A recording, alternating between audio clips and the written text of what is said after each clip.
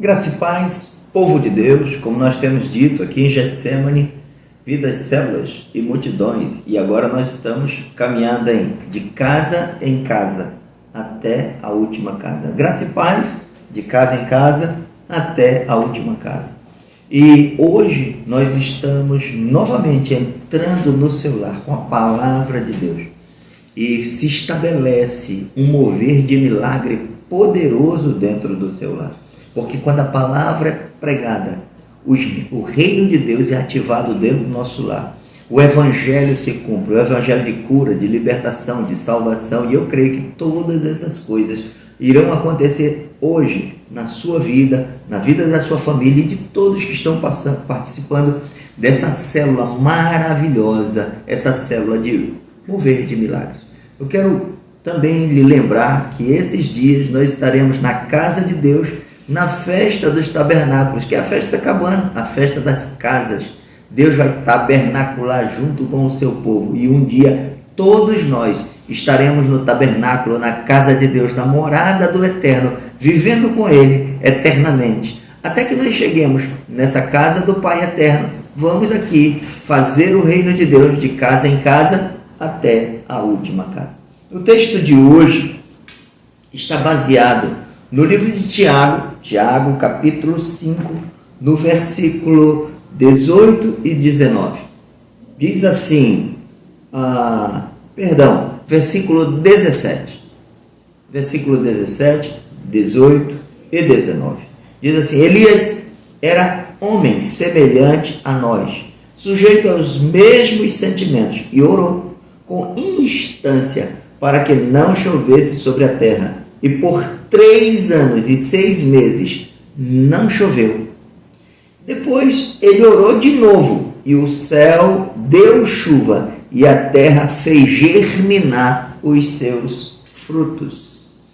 Lindo esse texto, e nós estamos iniciando essa série Fé, para nós nos movermos no sobrenatural. E aqui nós temos o testemunho de um profeta chamado Elias, e nós vamos ver na pessoa dele quem é que consegue ser desatado em fé para viver o sobrenatural.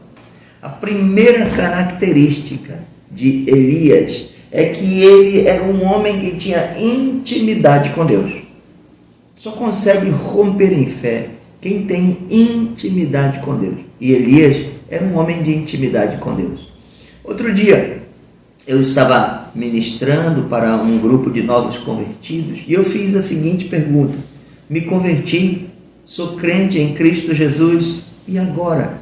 Porque quando nós entramos no reino de Deus, nós estamos apenas iniciando uma grande aventura, que é a aventura da fé. Como é que as coisas são conquistadas? Como é que eu acesso o sobrenatural? Como é que eu tenho uma vida abundante no reino de Deus? Um dos elementos é a fé. E quem é que acessa essa fé? Quem tem intimidade com Deus. Então, não é necessário somente se converter. É preciso ter intimidade com Deus. O que é intimidade? Convivência.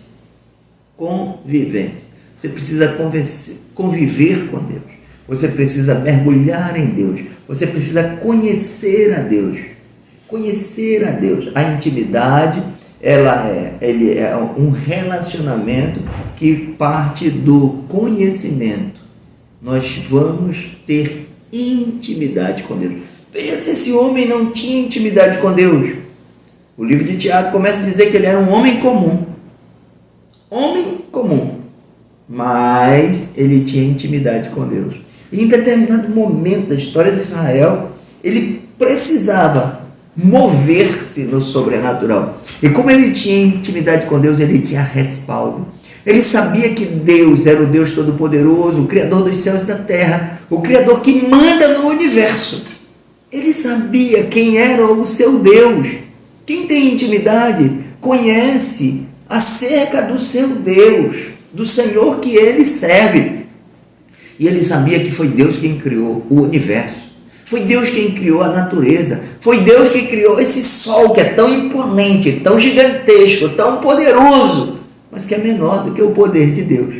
E ele sabia como se mover no sobrenatural. Ele, com a intimidade que tinha com Deus, ele fez uma oração. E diz assim: Elias era homem semelhante a nós, sujeito aos mesmos sentimentos, e orou. E a oração dele não foi uma oração qualquer. Ele diz assim: foi uma oração com instância, a oração de quem conhece, a oração de quem tem profundidade, a oração de quem tem intimidade. Porque se você não tem intimidade, você pode fazer oração, mas duvidar de Deus, do poder de Deus, da autoridade de Deus, e nada acontece. Ele era homem comum, mas usou elementos sobrenaturais. Escute, porque às vezes a gente imagina que os homens que se movem no sobrenatural são homens incomuns, são homens especiais. Não é. Ele está dizendo aqui, Tiago faz questão de dizer que ele era um homem comum igual a mim e você. Tinha os mesmos problemas, os mesmos sentimentos. Ele coloca aqui no texto: sujeito aos mesmos sentimentos. Que sentimentos são esses? De fraqueza, de dúvida, de incredulidade, de insegurança. Mas aí ele usou da intimidade que tinha com Deus. E ele ousou orar. E sabe o que aconteceu? Diz aqui: e ele orou a Deus. Ele orou com fé, com instância, para que não chovesse. E a terra, por 3 anos e 6 meses, não choveu. Parou de chover na terra porque um homem orou. Segundo aspecto de Elias é dependência de Deus. O homem comum consegue feitos sobrenaturais, ativando o reino espiritual pela fé, quando ele é dependente de Deus. Não seja dependente das suas forças, das circunstâncias. Homens dependentes das circunstâncias agora estão com medo. Por quê? Estamos no tempo da pandemia. Aí as notícias são de morte, de ruína, de miséria e pobreza. A gente olha nos canais de televisão: a empresa fechou, a família perdeu, tantos enlutados, a estatística do caos é grande. Mas ele não dependia das estatísticas, ele não dependia das notícias. Ele aprendeu a depender de Deus. O Senhor é a minha força, o Senhor é o meu cântico, Ele tem sido a minha salvação. Nós já aprendemos, Salmo 23, o Senhor é meu pastor, o Senhor é meu pastor, o Senhor é meu pastor, dependo dEle e nada me faltará, nada, porque todas as coisas cooperam para o bem daqueles que amam a Deus. Ele era dependente de Deus, e ele orou para quem? Para Deus. Qual era a fonte que ele buscou? Deus. O milagre ele buscou em quem? Em Deus. O auxílio ele buscou em quem? Em Deus. Ele era dependente de Deus, ele só tinha Deus. E no momento que ele necessitava de Deus, ele buscou a Deus. Todos os dias busque a Deus. Paute a sua vida por uma vida dependente de Deus. Que você seja assim, dependente de Deus. Desde o amanhecer, o pão nosso de cada dia dê-nos hoje. Sabe, o pão nosso, o pão diário. Não pense que você está comprando com o seu dinheiro, com o seu trabalho. Ensine para os seus filhos. Nós dependemos de Deus. Esse pão da mesa, as coisas mais simples, as coisas mais complexas, das coisas pequenas, coisas grandes, não te faltará nada. Diga isso.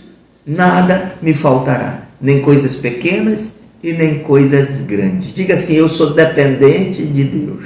Ora, se você é dependente de Deus, é Ele que vai ser o teu provedor das coisas pequenas e das coisas grandes, das coisas que às vezes nós imaginamos que conseguimos fazer, mas as coisas que para nós parecem ser impossíveis.